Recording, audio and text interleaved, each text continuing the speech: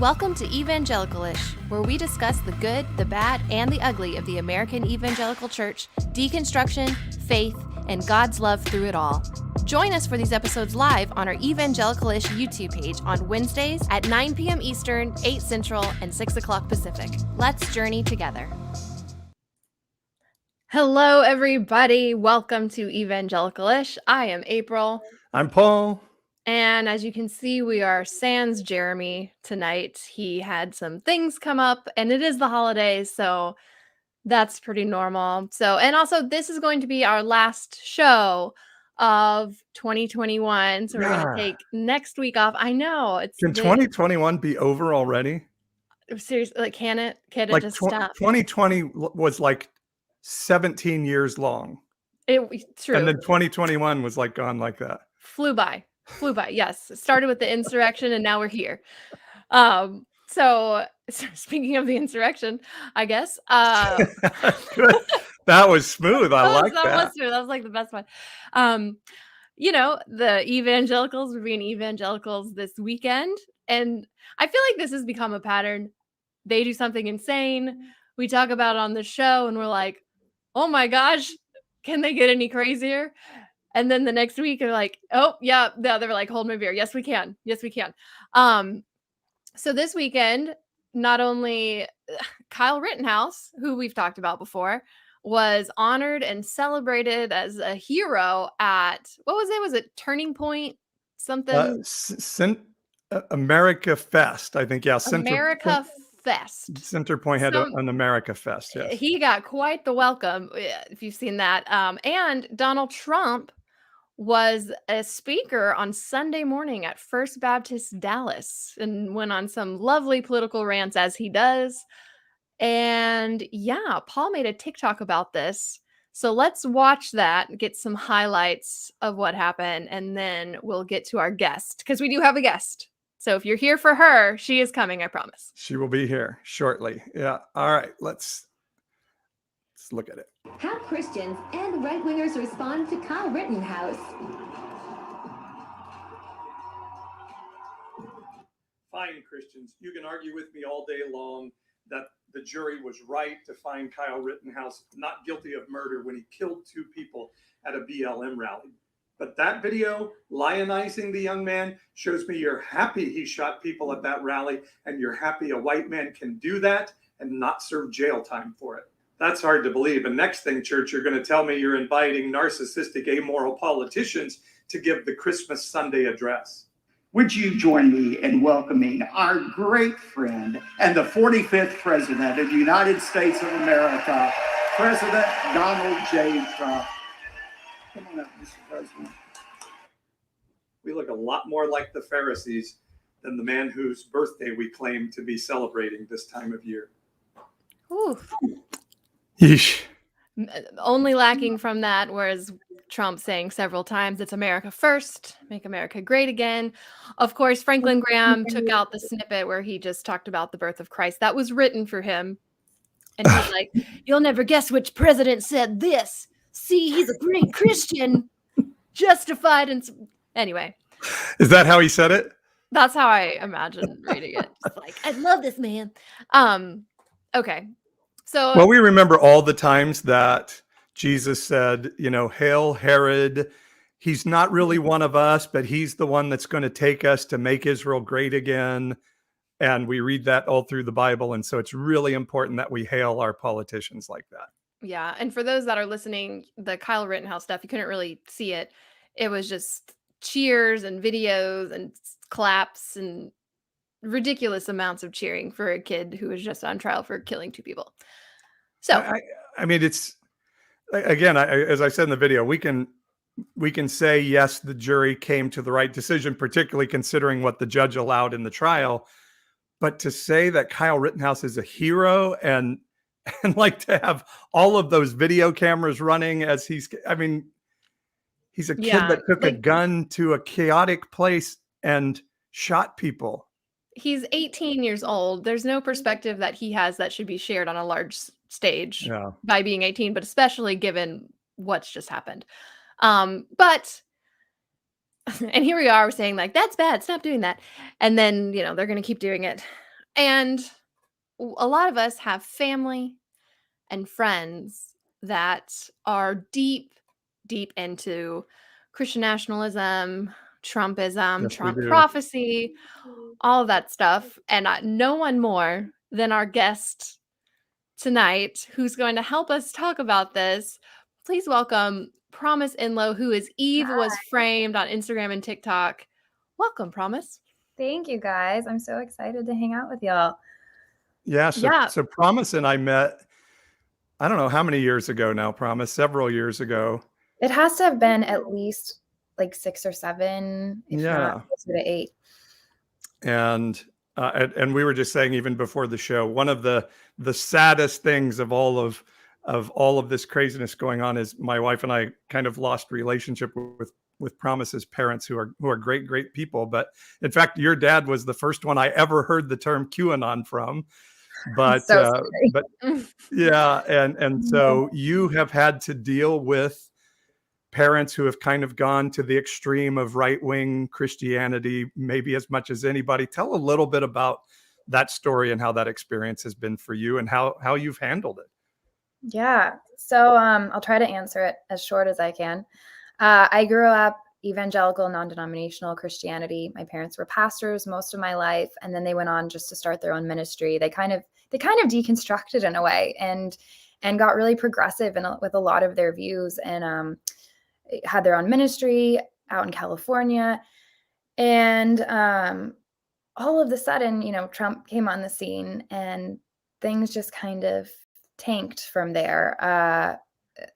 I still to this day don't really understand it or understand why that happened. But they went from being somewhat progressive, deconstructed Christians to my dad, started talking to me about QAnon. And I was like, what are you talking about? That was the first time I heard about it too. And I was like, wait, is this that weird conspiracy theory from 4chan? And it was just really strange hearing this kind of rhetoric from them and then seeing the insane Trump support, just completely loyal to that. Meanwhile, my views were continuing to progress and I was continuing to deconstruct. And so I had to balance that, relationship with them and what I was going through. And here I am now. I'm an atheist, and it's, we're on more opposing sides than we could possibly be at this point.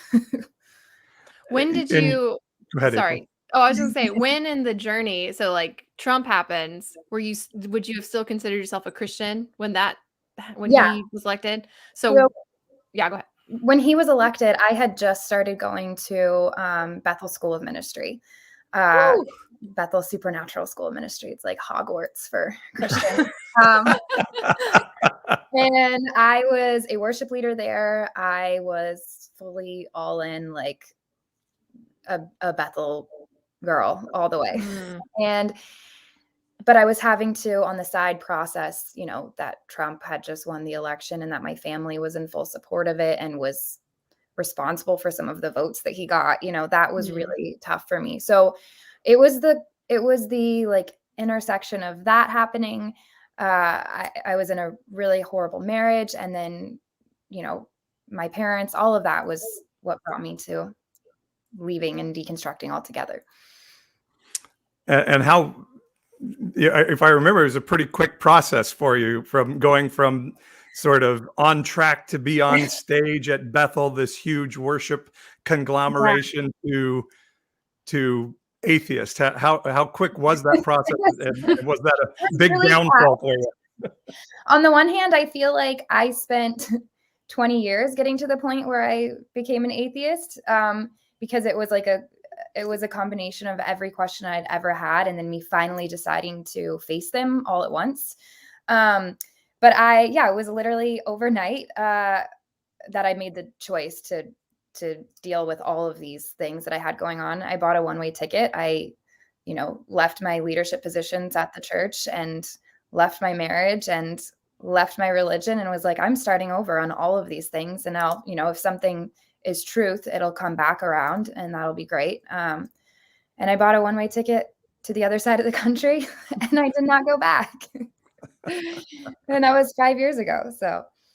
Wow. So how has that relationship with your family, like, how did they respond when you left. They Yeah. called us and asked us to pray for her. Did they really? No, they really did. Oh, I thought that was a joke. Oh, wow. That No. checks. And Yeah. I'm sorry, I don't even mean to make a joke about that, I because it know, was sorry. heartfelt, and it was heartfelt for us. But yes, that's exactly what happened. Yeah, I think that was I think it freaked them out, as it would. I mean, I feel like there was so many things, so many choices, and I hadn't let anybody in on the long process that I had been going through internally. So of course it was shocking, but I just kind of, I sent them an email laying everything out, saying, look, this is what's been going on. This is what I've been hiding. This is what I've been confronting within myself. This is where I'm going with it now. And you can stay in relationship with me or not, but this is life or death for me. So I'm moving forward, whether you can move forward with me or not. And they responded like my family would, you're our daughter. We love you. This is hard for us, but we don't want to lose relationship with you. So we're going to do what we can just to continue relationship with you. And hard for any parent to deal Yeah. with that, or any Christian parent, but like, this is their job. This is their career, and you're sort of standing against what they do as not only for a living, but a ministry. And now you're emerging with your own voice. It just has to be an incredible dynamic. Yeah, it's super strange. And the first couple of years I didn't speak publicly about my deconstruction, and I really wanted to just like live my own life and do my own thing. And the rhetoric from not just from them, but from the evangelical crowd in general that has gotten us all upset and speaking out, it was too much. And I felt like I had a personal responsibility to expose behind the curtain what I could. And, I, through therapy and everything, realized like I don't have to keep my story to myself just because it hurts other people's feelings. Yeah. So how are family gatherings?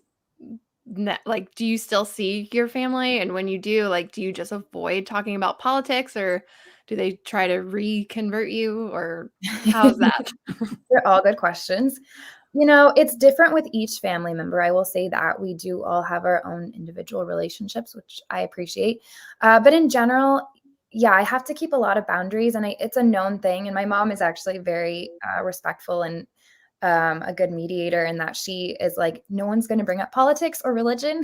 If Promise is here, we're going to she's the first to turn to someone and be like, okay, we don't need to talk about that, And so it's taken time to get to that point, because for the first couple of years, it was just like my dad and I going tit for tat at each other, about everything. Because that's how we used to connect, was over politics and religion. And now it's our biggest source of disconnection. So yeah, there's been a big shift in all of that. And now it's at the point where I'm pretty limited contact with most of them. I still like to be there for them when I can. My sister's wedding I was just at, and we all just kind of did our best to stay in our lanes. And it was all positive interactions, but also I have to grieve the loss of the depth of connections there, because now it does have to stay surface. So what were the things that started your deconstruction, to use that term, and that started you sort of pulling the string out of the sweater that led to where you are today? So I used to, which there's a picture of me somewhere around the internet that hopefully never comes back up again, of me as a 17-year-old girl with a Sarah Palin pen on her shirt, and oh, you and April are going to get along great. Republican symbols all around me, and then a pro-Israel, pro-life sticker, and I was all of the things. Thank God I couldn't vote in that election, but I was very all in, typical evangelical Christian pastor's kid. And I think one of the first unravelings is I left, I was homeschooled, I was in the church, I had lived in my own bubble, and I went off to college. I went to a Christian college, but I had this really cool feminist teacher for one of my classes, and she had us reading secular books and watching secular movies. And I realized my worldview. Which college? Which Christian college was this? Belmont in Nashville. Oh, yeah, I know Belmont. Yeah. So my worldview, I was like, oh God, what have I been missing out on? I didn't know how much I didn't know. And so through that, I think I started developing more compassion for people different than myself, people that are minorities. And so my political views started shifting with that. And that is really what started a lot of the deconstruction, is that I realized my personal values were not lining up with a lot of the evangelical values that I had been taught. So you're like the typical story that they all warn us But about. they all hate, yes. When you go to college, you come out a liberal. Yes. The liberal agenda. 100%. But also, I will say my parents, contributed a lot to my progression. I remember when Ferguson, when the protests and all of that were happening and Black Lives Matter first became a thing at all. And my dad was the one that challenged my thinking on that and said, they're not like pointless riots, He was criticizing the racist rhetoric that was going on in the evangelical church and was saying, this is the voice of people that no one is listening to. Like, this is, I would do the same thing if I were them, so it was their progressive voice that actually inspired a lot of my thinking. And then I kept going with it. Are they still like that about Black Lives Matter? I think now QAnon has 100% tainted every single aspect of their life. Everything is seen through that lens. And so I think they think there's some conspiracy, it all sounds so bizarre, but George Soros and something, and it's all, so they think that they're being on the right side of history by being against BLM because they think it's not what we think it is. You know what I mean? It's just this Marxist. Yes. Yeah. Yeah. So now you call yourself an atheist. What does atheism look like for you? What does spirituality look like for you now? If there's any spirituality at all, I guess. Yeah.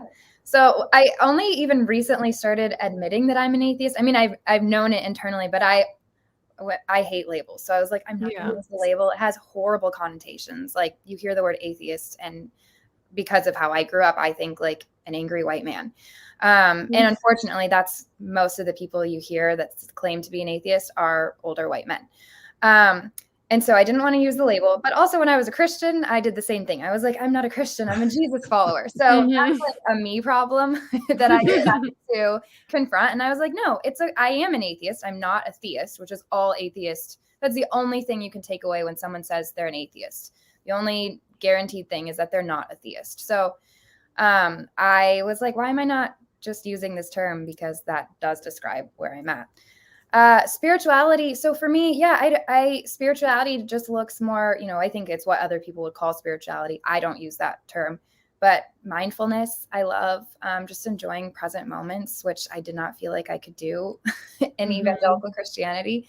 I was always focused on the future and the kingdom and all of that. So yeah, really mindfulness is the best way I know how to describe that. Yeah. Janita wants to know if your parents believe JFK Jr. is still alive. I know at one point they did, because my dad was the first one to tell me about that. And then the thing is, you'll learn with people that are really, really into QAnon. Every day it changes. Yeah. And there's constantly like, oh, actually, there was a conspiracy behind that conspiracy. So I think that, what do they call it? Is it a false flag? They always are calling things. So yeah, I think they then said it's a false flag, but then I think they thought maybe he was again. So I really don't know. So can I ask you this? Because I know people in my circles that push QAnon conspiracies, but they don't know it's QAnon. Like, they would say like, oh no, this is like, they just believe it, but they don't associate it with QAnon. Right. So do your parents, like, do they actually say QAnon? I don't see them using that term in their ministry. And I haven't talked to them about this in over a year because of my boundary that That's fair. So I don't know, like, today what they would say. I do know in the beginning, yes, QAnon I was told, like, go search QAnon, go watch these videos about a satanic cabal and you'll see, so that was definitely the origin of whatever they're currently following. So, the interesting thing is, and again, this is such a personal story for me, and it's fun to be able to talk to you about it. But the funny thing is, when Trump emerged, And your dad is known as a prophet in our circles that he can hear from heaven and know things that other people can't know, and Right. some amazing stories, and has told me some amazing things about my own life that seem supernaturally generated. And when my wife and I were like, oh, Trump just said that about John McCain, there's no chance he's going to be president. Your dad, Yes. kept telling us, no, Trump is going to be president. God told me Trump's going to be president. And he would say, even though I don't want him to be president, Yeah. I don't like the idea. He is God's choice for the job. Yeah. And I remember that. So what do you think about all that prophetic stuff that you grew up with, that your dad, brought from heaven, so to speak? And how do you look at all that now?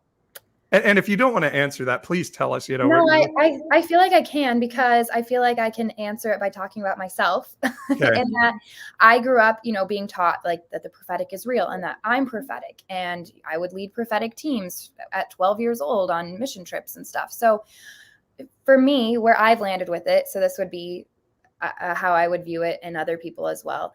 I am very intuitive, and I am intuitive because of my trauma responses from being a people pleaser as a child, and being really thoughtful and paying attention to all kinds of things. And so I think a lot of that comes out in prophetic stuff. And I know that because that's what I used. I could sit here and talk to someone now, and people are like, oh, I feel like you know me so well. And I'm like, yeah, it's my trauma response because I pick up on everything. And so, from what I saw growing up, and I knew all of the prophets and whatever, I never, when I deconstructed and I did have to sit and ask myself about those things, none of them were convincing enough for me to be like, oh, I think that was a supernatural response. I think people's intuition is incredible. And I think we don't give enough credit to that sometimes. And so that's my personal take on it. Did you ever do treasure hunts? Oh, I hated treasure hunts so much that I would say that I felt like God just wanted me to walk around quietly praying for people in the mall, because that's really smart. You better tell what a treasure hunt is. Yeah. Explain it. Yeah. Treasure hunts, at least what I grew up with, your youth pastor or whoever would say, we're going to go on a treasure hunt where we're going to like drop you off at the mall or wherever. And you're going to walk around and see if God gives you a prophetic word or, a word of knowledge. So like somebody that needs healing, and you walk up to them and you say, I felt like God wanted me to pray for you, or I felt like God wanted me to tell you this today. You're searching for the treasure that God wants you to dig up, basically. I had a friend who, she did YWAM, and so they did some stuff with Bethel School of Supernatural Ministry? Yeah. So they did some call it Jesus Hogwarts if you want. Jesus Hogwarts.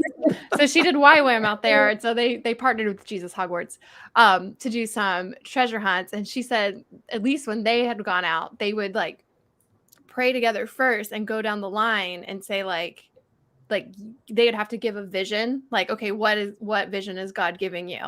And like someone would be like red t-shirt. Yes. Yep. And then like you go to a public place and you find someone in a red t-shirt, and then that's the person you're supposed to pray for. We did that at Bethel. Yep. Yeah, I've been there, done that. We had we got the fair. Our fair was going on. We have a big county fair here, and cinnamon rolls and a faux hawk. A green faux hawk, I think it was, and sure enough, we went to the cinnamon roll line at the fair, and there was a kid there with a green faux hawk, and so he was young, so his parents were there, so we're like, "Can we pray for your family?" And they're like, "No, you cannot." And so the funny thing was, then the family behind them, like, "Well, you can pray for us," and so then we had a great prayer time with them, and we're like, "Oh, well, God was leading us to that." Yes, to that. exactly. Right. There was a lot of that, of like, oh, it was just close enough. Yeah. I made a video about Bethel months ago, and I had several people that comment that live in Redding but aren't a part of Bethel Church that had been victims of treasure hunts. And like they said, like the weirdest thing ever, just being like accosted by strangers to just pray for you.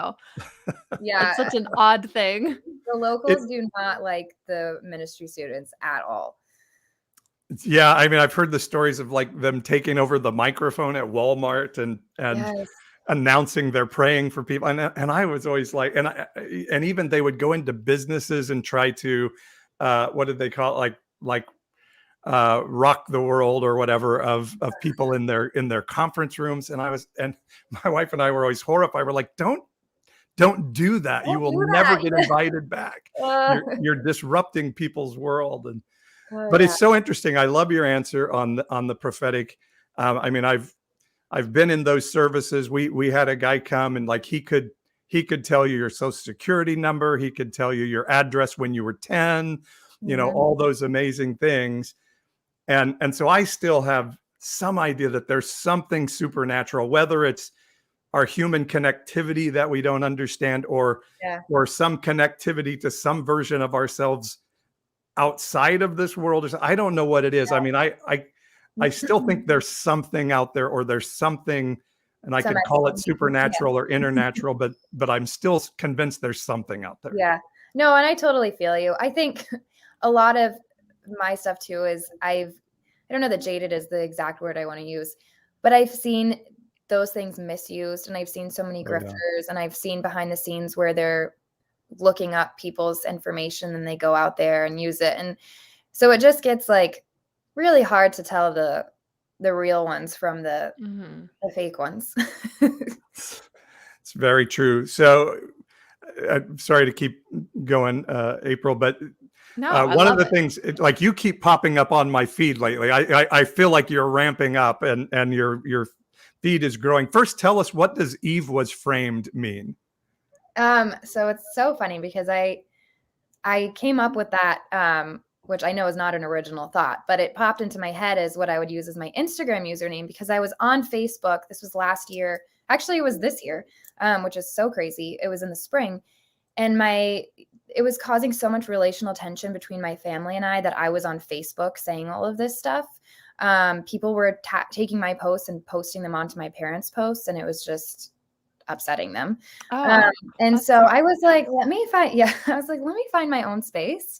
So I'll just go over to Instagram, and I was like, let me come up with something. And I was like, Eve was framed, because I always have had like this thing where I'm like, Eve was framed, Mhm. So I did that, and then I went on TikTok. But for me, I have it pinned on my TikTok, but it's just a retelling of the Garden of Eden that has made me feel really empowered, in that Eve was framed. She was the one that was like, wait, there's stuff I don't know. Like, am I being lied to? She had the courage to question something, and was willing to risk her life.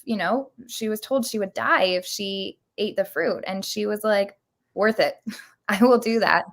And I just think that's so interesting. And she, in the original telling, it's like she's just in the garden and she's dumb and she eats the fruit and all this stuff, and then all these things are put on her. And I mean, I remember growing up in my teens, I would be like, oh, it's Eve's fault that I have cramps right now. Like, Childbirth, yes, Eve's fault.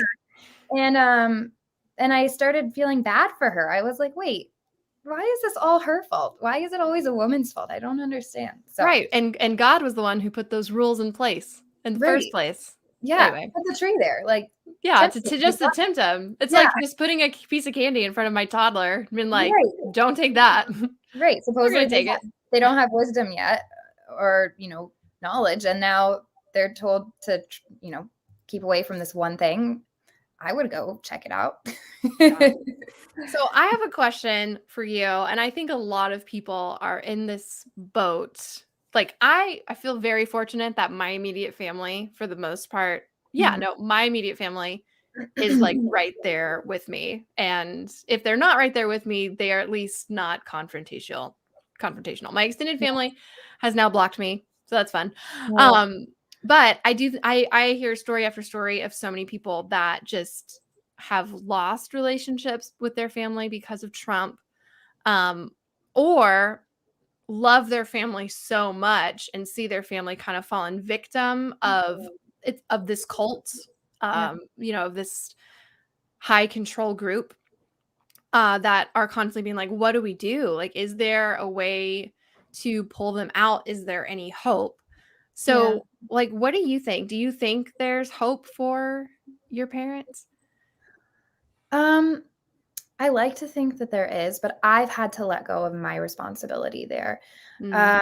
especially because of their large platform. It's such an interesting situation. So it's probably not even the same advice I would give to anybody else, but they have, you know, their entire livelihood, their entire platform, everything is at risk at this point. Not only that, but now their daughters and their son-in-laws income, like, you know, they have a huge staff. They have, you know, it would all be on the line at this point. So Right. it's really hard to imagine like that shift, number one, happening at all internally, and then seeing that like externally for them.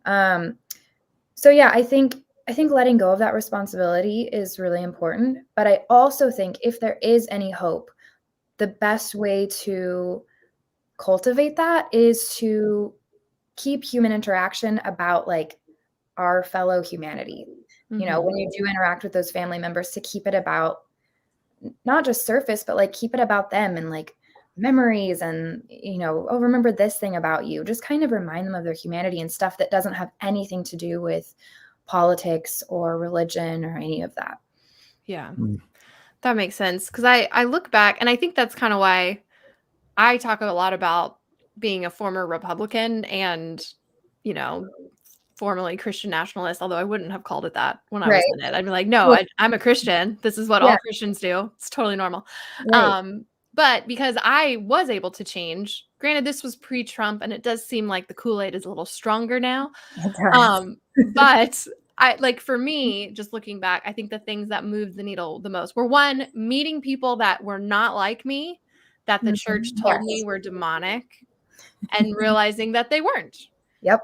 was the first big one. But then two, actually having conversations with people that thought differently, Yeah. but not in like a confrontational way. I would like it would be like someone just asking me questions, asking me to explain what I believed and why I believed it, and getting caught up and realizing I don't have like an adequate answer here, Yeah. and like internalizing that long term. And it definitely wasn't like, oh, I am wrong immediately, but just like kind of like you internally processing things. Like when you were questioning yourself, did you ever ask any of your questions out loud at any point?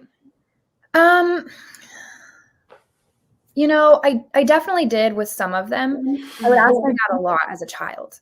And my dad is a brilliant person in general. He's a brilliant communicator, and he's also so stable emotionally that if he says something, you're just like, well, that must be a fact.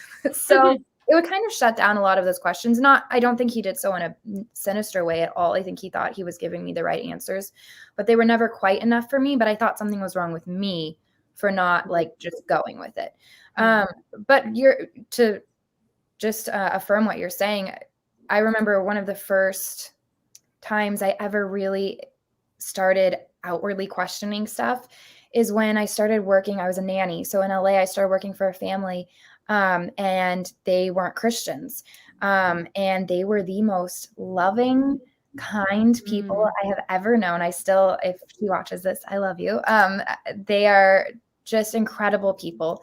And I remember she had like Buddhas around, and the kids and I would like sit outside and do yoga stretches. And I, you know, to be respectful, I never brought up God or Christianity or anything, and still had like incredible interactions with these children. And I was like, hold on. Only Christians are supposed to have access to real love.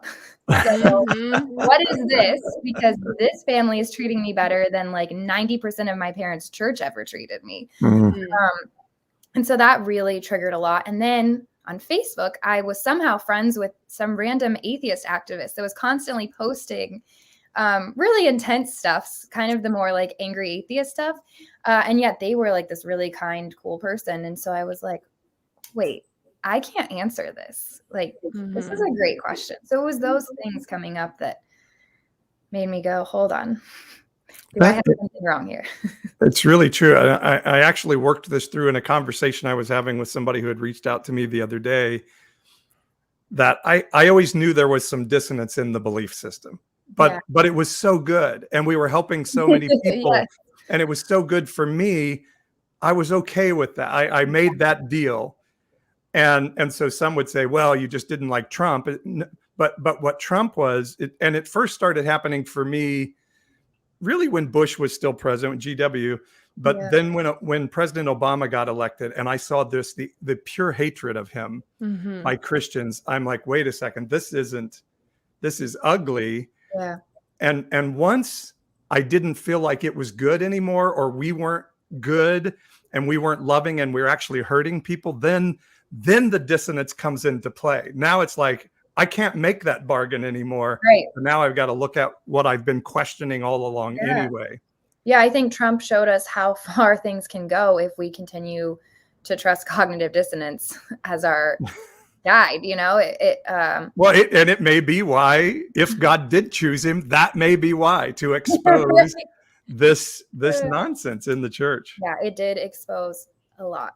And I think a lot of the people in the Trump prophecy world, you know, your parents, like Greg Locke, all the people that their platforms have grown since this happening. And I know in evangelical world, if you are successful and have money and have a large audience and people that listen to you, that it like almost in and of itself is confirmation that God is blessing you. Because it's favor. Right. It's favor. That's right. Which I constantly want to be like, okay, so then how come my platform is growing like that now that I've decided to be so outspoken? Is that God's favor on my atheism? I don't know. I'm asking all those questions now, much to the chagrin of people around me. We have had somebody close to us who had a health incident, and everybody's like, pray, we've got to pray. And things got a little better. And it's like, isn't God good? And I'm asking like, well, why didn't God stop the health incident in the first place? Right.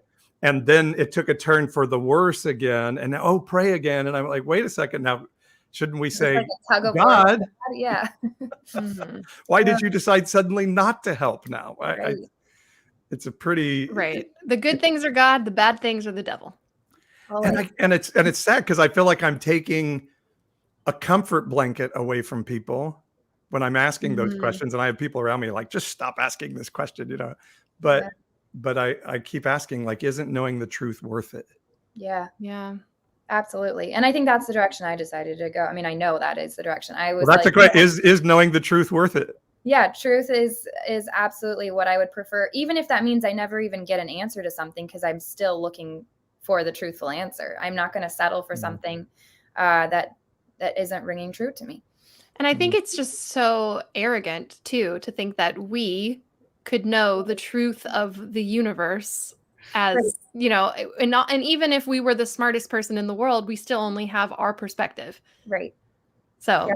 And the truth of the universe was written by ancient people who lived thousands of years ago, and no other truth will ever be revealed again. Yeah. We didn't even know what gravity was or fire at certain points in history. So it's like clearly, and back, I'm sure we thought we were really smart then and knew all kinds of things. And we're constantly learning, and we're constantly having to catch up and restart with our thought processes. So April, where are you now on, and we've talked about this some, where are you on like supernatural and prayer and God? And well, I still believe in Jesus, but for me it's I have what I believe are supernatural encounters, like not necessarily like I saw an angel, not like that, but just things that I can't explain that have happened, like a premonition or whatever it is. And so I definitely, like you, Paul, I believe in God or whatever the name is for it, but I'm much more of like a universal Christ belief. Like, I don't think Jesus could only appear to people that call him Jesus, and that I don't know. But that's the thing. I'm allowing myself to not know and to be okay with that. Right. Where when I was in evangelical church, I had to know, and I knew everything, and I was right on everything, and it was exhausting.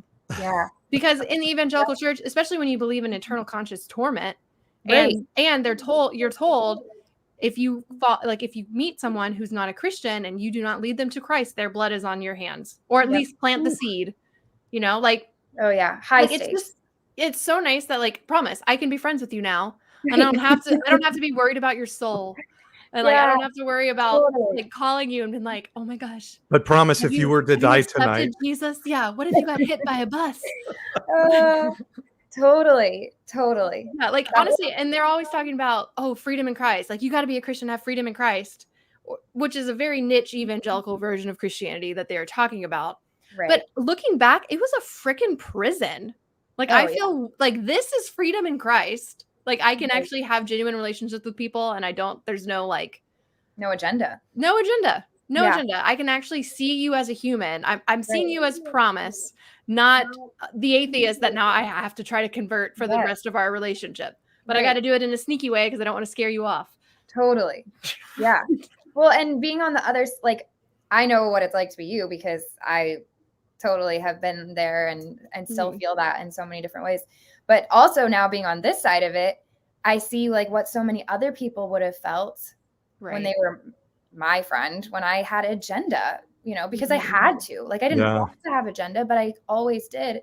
So now it's hard for me, even with my family. I like, are you being loving and kind to me because you love me? Which I know with my family that they do, but that still comes up. And it's like, or is this you showing me Jesus's love in hopes that someday I will see that, and it's so nice when we don't have to have that come between human connection. Oh, I had a follower send me a long email a while back, and I was reading it and I was trying to kind of discern what's he looking for, and then I realized he was trying to share the gospel with me, and I felt so gross. Paul? Oh, and it just felt so slimy and terrible. I love Rev Brandon. If you guys know Rev Brandon from TikTok, he uses the term Christian agnostic. Yes. And I really love that term. And he's like, I believe in Christ. I love the story of Christ, but I don't know exactly who God is or what God is. And so I'm agnostic on,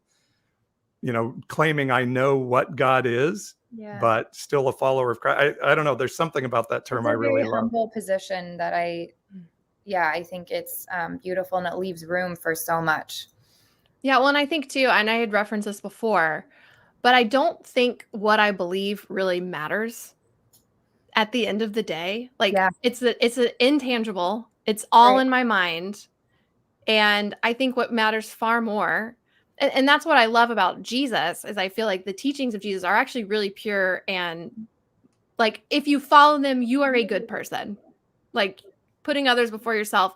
And that's what I want to model. Yeah. I'm not always the best at it. Yeah. But for me, I've realized I am a better Christ follower, like in just literally following his teachings by leaving the evangelical crap behind. Yeah. Like by just like existing and trying to be a good human rather than trying to be a good Christian or trying to be a good evangelical. Yeah. Prioritizing the well-being of people around you and yourself. It's crazy what that does.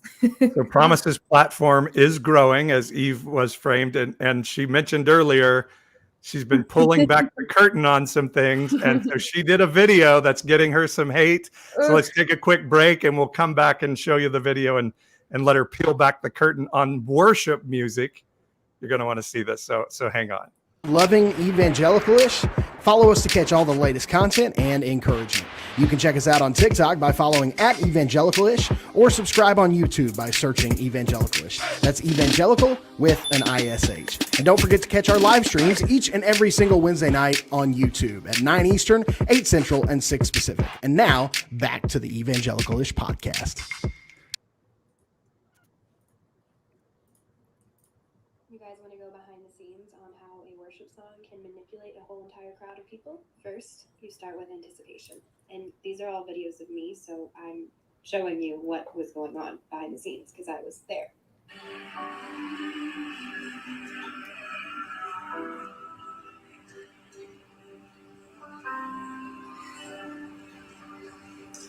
So down, take time, breathe in, he said, he'll reveal what's to come. And there was like a solid 30 seconds before that of just more anticipation. It allows you to hear other people in the room that are crying or experiencing other emotions, which is supposed to incite something in yourself. And it creates a lot of room for buildup. We'll get to that. Take courage, my heart. Stay steadfast, my soul. He's in the way. So now we've just let you know, yes, that is the song we're about to do. You know, the one that's really trendy right now that makes you feel some type of way, and it's about to get better.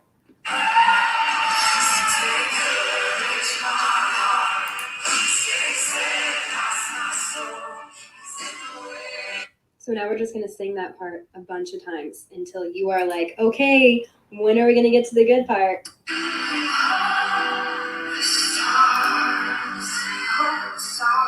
So then we dropped it back down and we make you wait even more because we're going to build things back up again. And maybe we're going to even throw in a little like prophetic song, you know, throw in a little spontaneous moment or word here or there. But don't worry, we're about to bring it back up a notch.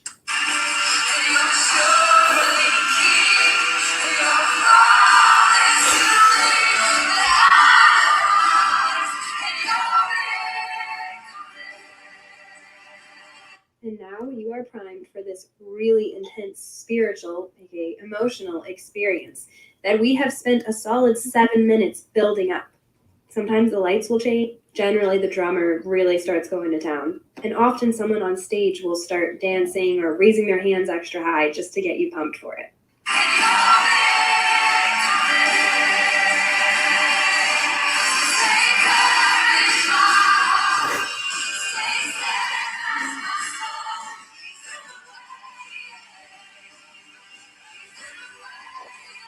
And then from there, we would usually just follow wherever the crowd went. If they wanted to keep it high intensity, we would keep it high intensity until the preacher had to come kick us off the stage, which was totally planned. Or if people were still kind of crying and having these soft moments, we would bring it back down dramatically and let you all think that the Holy Spirit did that. Nope, it was us. Whoa. I didn't think that video was going to get any views. I had a cold, you can hear when I made it, and I was laying in bed and I was like, I feel like I have the emotional strength to make this video right now because I'm dissociated enough. and I posted it, and then now it has like 250,000 views. I was like, wow. oops. Well, so was that you singing? Yeah, that was me leading worship. So And first of all, beautiful voice. Beautiful We voice. should just yes. acknowledge that. Yeah. But is that hard for you to see yourself Yeah. in that context? I it's really hard to watch. It's painful to watch those videos for so many reasons because of what I was going through personally. Like I know what was going on in my home life with my marriage at the time. I mean, I had a panic attack right before I was leading that song, and you know, I was going through it. So on that level, it's really hard. It's also just cringy for me to watch. And yeah, so sitting there making myself watch it, I felt like it was only fair to use myself. And I do this constantly, my content. I use myself as the example because that's what I have to go off of. And I did the thing, so I can talk about it. Yeah. This is, I think we talk about this quite a bit because it's so hard. Those moments were so special for me, you know, like you say, and that type of worship is exactly what I wanted our church to be about, that I led for 10 years. Yeah. And it's hard now to sort of try to decide, was it real? Was it me? It was special. It was meaningful. Do I get to still think that it's meaningful and special? And I mean, do you wrestle with some things like that too? A little bit. Yeah, for sure. And I definitely did in the beginning of my deconstruction, and I wrestled with it on that stage as I was leading worship. Wow. There were so many times where I was like, and I would tell my pastors this, they did not care. They cared that I was being used by God and that I needed to let myself be used by God. They would that term even sounds terrible now, doesn't it? Awful, be used by God. They're like, well, you have your anxiety medication, and I'd be like, that I don't want to take. Well, can you take it so you can lead worship today? You know? Oh my gosh. And so, you know, I had to wrestle with that. I would be up there and I would tell myself, like, you know what, you're going to do what you've been taught to do, where you are going to make your body and your voice worship God, even though your heart isn't there, and your heart will catch up. Wow. And so I would do that, and my heart would never catch up. The whole time I would be like, I want to die. Like, I hate this right now. And then I'd step away and people would come up to me and my pastor would come up to me and say, like, you were the most anointed you've ever been. I could tell you were having an encounter with the Lord. And I would just be like, I was not. I was like thinking about my grocery list later and how I, hope I'm mentally strong enough to go out to the grocery store, So I had to wrestle with all of that. And where I've landed with it now is some of those moments are still special to me because I watch myself now and see how genuine I was and how much I was trying. And I was authentically seeking truth even in those moments. So that's where I've landed. Yeah, that's honestly the thing that I think I've struggled with the most because I used to lead worship as well and would have these I'm a crier.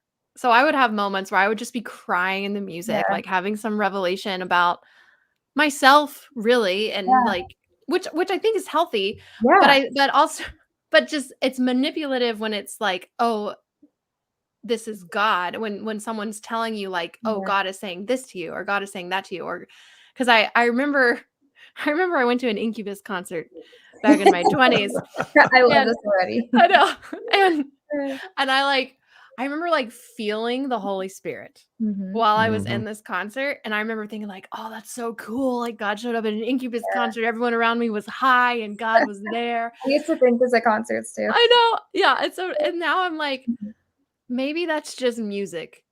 Yeah. Maybe I'm just feeling the music. And I do believe and like I've said, there are actual experiences that I can't explain other than something supernatural or just something outside myself. But yes, that's my brother Andrew in the comments. He won free Incubus tickets and he brought his sister because I was an Incubus fan. This is a super random story. I love that. But yeah. And if I could jump in there, like music is made to cause us to emote, right? I mean, that art should cause us to emote. That so I think there is some wrestling match there between what is manipulation and what is really getting people to emote. Well, and that's what a lot of people in my comment section were upset with. They're like, yeah, that's what music is. And absolutely, I, as a music lover, I mean, I went to music school. I absolutely agree.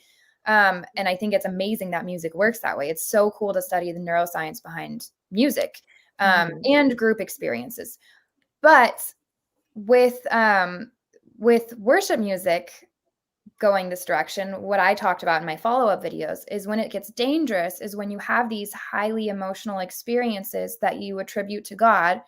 And then you're now in a vulnerable position to whoever comes on stage after or whoever's on stage during that moment can speak into your life in ways that you now think is God speaking into your life. So you have your pastor get up there and talk about how we're not getting the COVID vaccine here, or we're voting for Trump, or, things like that. And you think it's all one and the same and coming from the same source. And that's where it gets bad. I love being manipulated by music every day in my car. Yeah. As long as you know what it is. Right. Yes, absolutely. And when that season sort of passed for me and I wanted to be more quiet rather than expressive while the music was playing, I had people questioning if there was something spiritually wrong with me. Right. And Yep. Totally. Yeah. Or if you were the one kid at youth camp that wasn't crying on cry night. Yeah. Right. Well, you've got a blockage up. You've got a wall up. Satan has gotten in there. We've got to pray that out of you. Absolutely. Yeah. Yeah. Youth camp is the most manipulative. Most manipulative. Yes. For sure. Before we move on to our fun finish to the show, Promise, do you have any advice that you would give people that are going to be facing family and having this struggle of religious and political boundaries as they go into these holidays? Yeah. I think just remember that you can absolutely keep your boundaries and be kind to your family. You don't have to, I think some people get really into the whole idea of set your boundaries and you tell them like it is and don't care about their feelings, which I agree with that, but that's not practical for a lot of us, especially those that feel really deeply and do feel compassion for our families. And so I think it's important to remember you can have a smile on your face and say, hey, I would love to continue this conversation. Can we change the topic? I don't have the capacity to handle that subject with you. Just little things like that. You can be your kind self and keep those boundaries firm. And also, if you need to walk away completely from a conversation, do it. I do, when group prayer gets intense in family events, I will absolutely excuse myself, and that's okay. It's good. By the way, U2 concert, 1982, best worship service I've ever been in my life. I bet that was incredible. Live at Red Rocks, and I had never even heard of them before, and they recorded the live video to Sunday Bloody Sunday there. That is amazing. Yeah, it was an amazing time. All right, go ahead, April. Oh, I was going to say, do we want to do our fun little thing? Let's finish it up. So it is Christmas time. Yeah. Didn't you know? Wait, it's holiday time. Oh, the holiday time. Don't let Trump win. Right. It's so, can I just say, what a blessing it is that we can say Christmas again? Because before Trump, we couldn't say it. Never say it. We weren't allowed to. So persecuted. He's done so much for us. Yes. And sarcasm. we don't put Xmas anymore either, No, we leave that Christ, the full Christ. Oh my gosh. Sidebar. Tonight I went to see Christmas lights with my kids, like driving around. Oh, I just knocked my headphone out. Driving around, and we drove by this one house, and I am not kidding you. They had a nativity display outside with the lights, as many houses do, right? Yes. But this one was different in the fact that I'm bracing for this right now, by the way. There was a giant flagpole in the middle of it with the American flag. Whoa. Yes, I've got a TikTok in my drafts. I can't wait for it. About it, because I was like, I literally made my partner turn around. I was like, I think I just saw an American flag in a nativity scene. We got to turn it around. And the baby had a blue suit and a red tie and an orange face. No, but the baby was definitely white.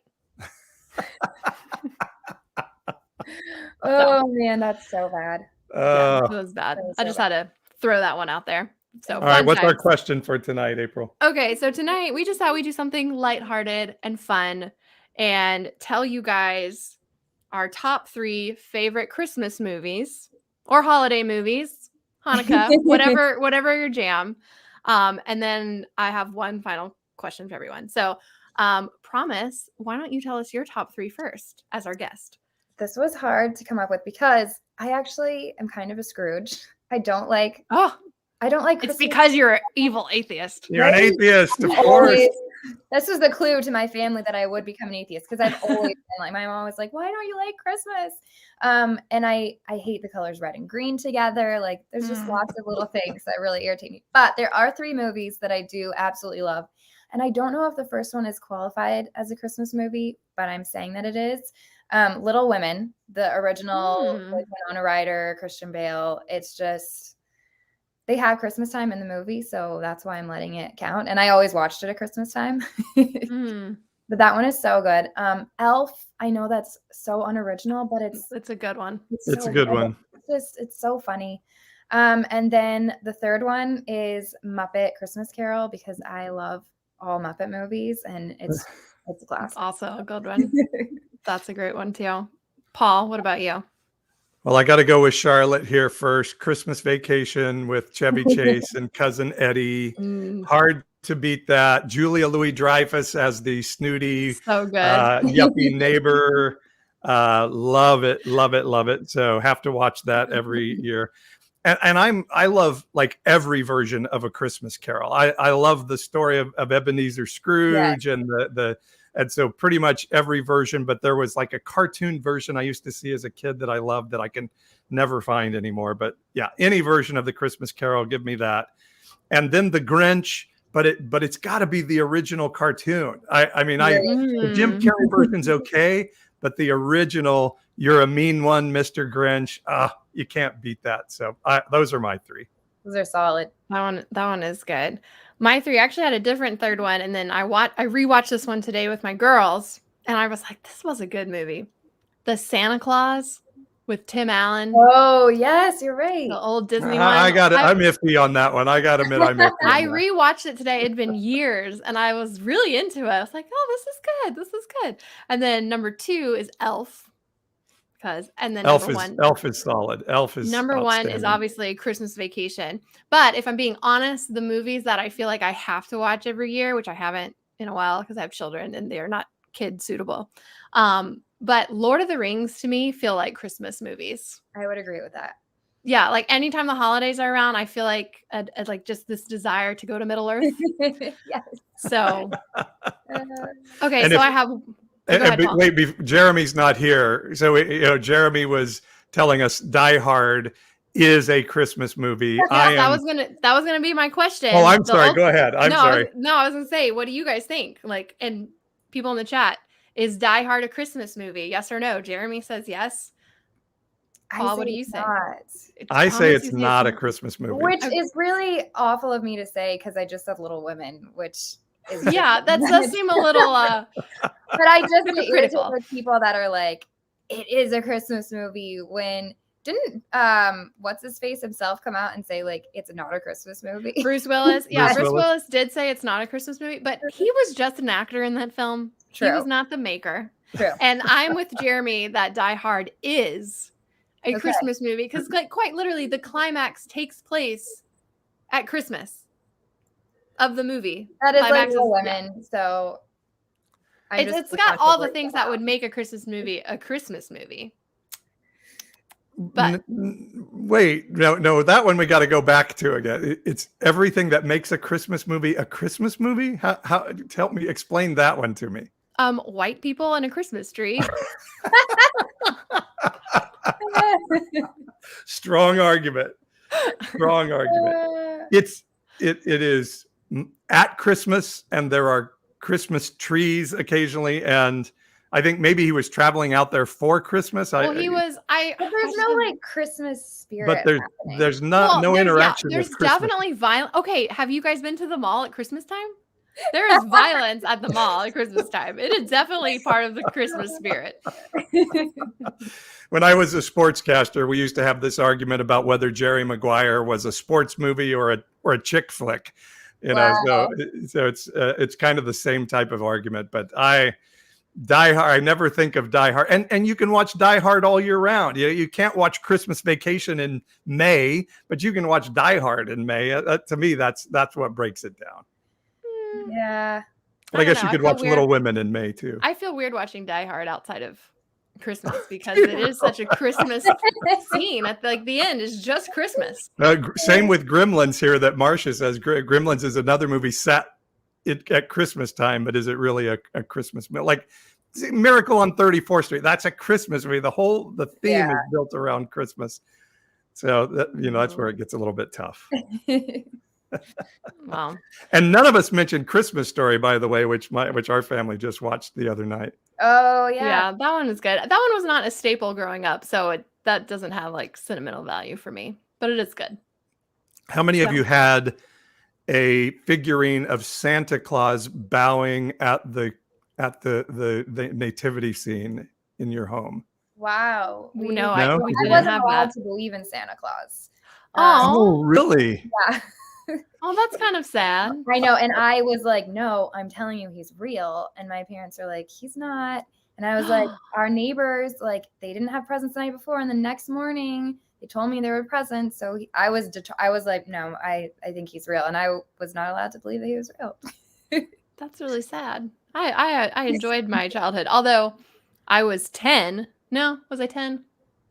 I was like 9. I probably believed a little too long. Honestly, if you believe in everything in the Bible, it's super easy to also believe in Santa Claus. Yeah. But there was a 6-year-old girl, so she was quite a bit younger than me, where I was just like, oh yeah, I'm excited to see what Santa gets me. And she was like, you still believe in Santa Claus? Santa Claus isn't real. That's such a baby thing to do. And so me and my brothers heard that. I was like, no, I'll die in this hill. Like, Santa Claus is real. And then we went back to my parents' house, or we went back home and we're like, Mom, Dad, is Santa Claus real? No. And they were like, okay, we're going to sit down and tell you for real if he is or not. And so I remember we were waiting in the living room chanting, Santa, Santa, Santa. And I remember this because it was traumatic for me because my parents came out and they're like, kids, he's not real. And I cried because then I was like, Oh. you've been lying to me this whole time. I like just So got in a fight with a heartbreaking. 6-year-old that he was real, and now I'm embarrassed. We, So anyway, my son was just recounting the other night how I crushed his world. I told him when he was 10, and he just cried, and his little spirit was crushed. I felt so terrible. I But think I was 10 too. he had literally been in not like a fist fight, but an altercation because of Santa on the playground. And so I was like, okay, it's time to tell him. I think the moral of the story is don't let your kids believe in Santa for a decade. A decade, Yeah. there's That's too much fair. attachment at that point. You got to tell them earlier. Yeah. I think that's great- why my parents didn't want us to believe, is because they didn't want us to get like crushed later on. Mm-hmm. But then I went on to like deconstruct and get crushed as an adult. And now they believe in QAnon. So it just seems like that plan did not go as wanted. They were the ones that got crushed from Yeah. you being crushed. Yeah. Everyone's just crushed. My daughter was told in Sunday school and came to me after church crying and like, "Are you Santa Claus?" And so that's when I fessed up to her, and we got home, and a little while later she comes down and she's like, "Okay, Dad, tooth fairy." I'm like, no. But and the funny thing is, in that conversation, promises I did say, but God is real. Not tooth fairy, not Easter bunny, not Santa, but God, He's real. Right. I lied to you about all the rest of this stuff, but you can trust me now. What my kids love, and my daughter was saying this the other day, is I told our kids, Santa does not have a naughty and nice list. You are going to get presents no matter what, because we love you. That's why you get presents. And my daughter has always said like that. That meant a lot to her that I told her that as a kid. I love That that. is really sweet. Yeah. All right. Well, Promise, good to have you on the show. Tell everyone where they can find you online. Yeah. So Eve was framed, Eve_was framed, and that's TikTok and Instagram. That's the only place I'm at right now, but Awesome. Her stuff is great. She's blowing up. You better jump in early. Thanks, guys. Thanks so much. This has been so much fun. Yeah. We'll have to do it again sometime. Would love to. All right, guys. Well, we hope everyone has a wonderful holiday season. And Merry we're not on Christmas, next week? Happy Hanukkah, Kwanzaa, whatever the other ones are. Yes, we will not be on next week. Please enjoy time with your family if you can, depending on your family, or just yourself. If you want to be alone, like do whatever is the most mentally rewarding and emotionally rewarding for you. So we wish you all the best. Thank you for making this year amazing. Yeah. We'll be off next week and we'll be back in 2022. Woo. Nice. All right. Good night, everybody. We love you guys.